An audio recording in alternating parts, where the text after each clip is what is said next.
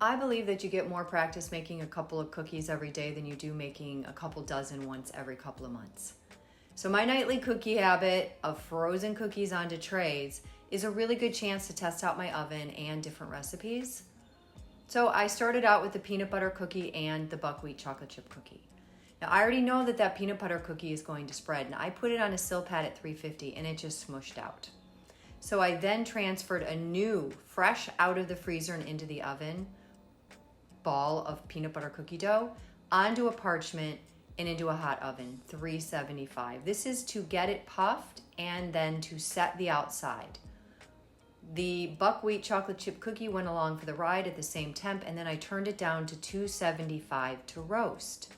So I really like doing pies this way and many, many things. You start at a good temp, 350 for 12 to 15 minutes, and then you turn the oven down to 275. That way you can just watch it. There's no burning it. There's no not knowing when it's done, because you get to decide what color that you bake your cookie to. So a timer only tells you something's in the oven. So set your timer for 12 or 15 minutes and come back and take a look at it. Turn down the oven and then just watch it. You don't even need a timer unless you need to be reminded there's a cookie in the oven. But they smell so good, I don't think you're gonna need a timer. If you bake to color, you will bake to taste. Your taste.